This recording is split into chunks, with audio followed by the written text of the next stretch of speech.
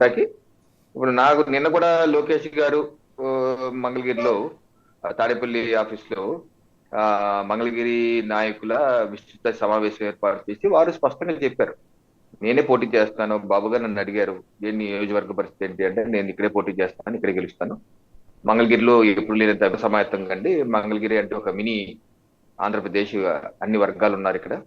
So తప్పనిసరిగా నన్ను గెలిపిస్తారు మీరందరూ.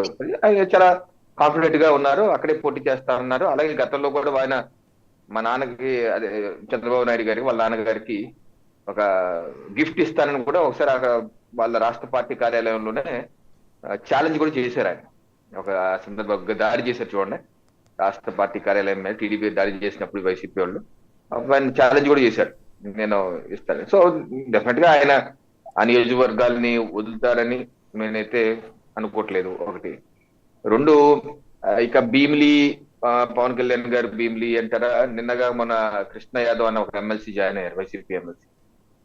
ఆయన మాటల్లో చెప్పింది ఏంటి, నేను ప్రత్యక్షంగా ఎన్నికల్లో పోటీ చేయాలని కోరిక నాకుంది, నాకు వైసీపీ అవకాశం ఇవ్వలేదు, పవన్ కళ్యాణ్ గారు ఒక నియోజకవర్గం ఇస్తా అని చెప్పి హామీ ఇచ్చారు, అందుకని నేను వస్తా అని చెప్పి ఆయన బాహాటంగా ప్రింట్ ఎలక్ట్రానిక్ మీడియాకి చెప్పారు.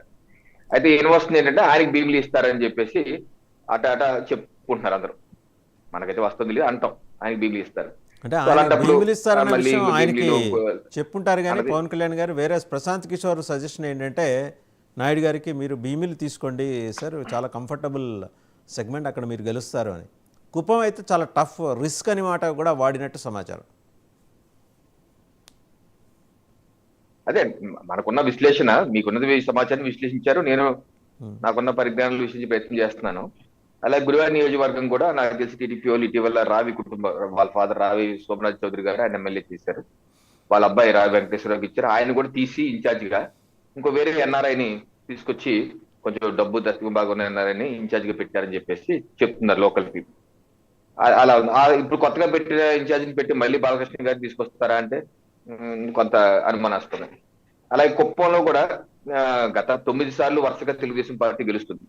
చంద్రబాబు నాయుడు గారు 1989 నుంచి వరుసగా గెలుస్తున్నారు. అయితే వారికి ఈ టర్మ్ అయితే అనుకోని ఇబ్బందులు అయితే వచ్చాయి. వైసీపీ పార్టీ స్థానిక ఎన్నికల క్లీన్ స్వీప్ చేశారు. వారు మొత్తం యంత్రాంగం అంతా కుప్పంలో కేంద్రీకరించిన చంద్రబాబు నాయుడు గారి పార్టీ వారైతే విజయం చేకూర్చలేకపోయారు.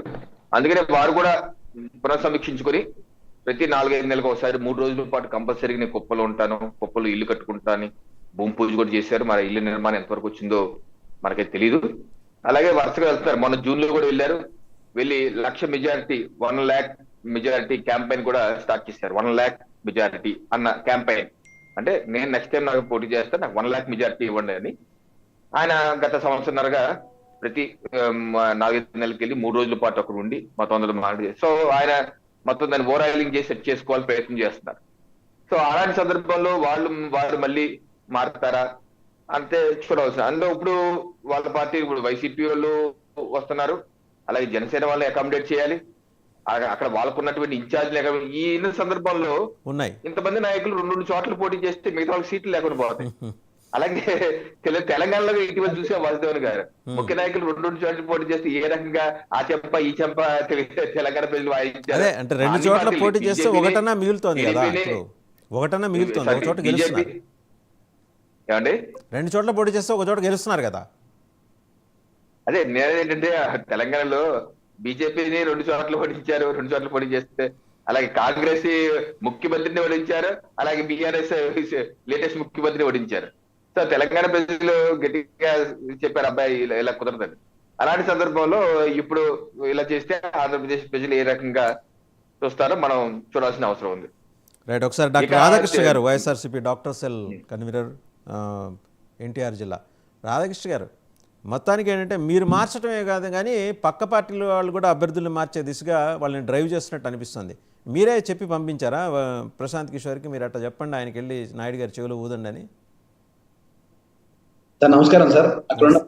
నమస్కారం సార్. సార్ నేను mark my words, Pavan Kalyan గారు, లోకేష్ గారు, చంద్రబాబు నాయుడు గారు ముగ్గురు 2 స్థానాల్లో పోటీ చేయబోతున్నారు. వాళ్ళకి ఆల్రెడీ పట్టుకుంది, మనం గెలవం అనే భయం పట్టుకుంది. ఖచ్చితంగా ఈ ముగ్గురు 2 స్థానాల నుంచి పోటీ చేయబోతున్నారు.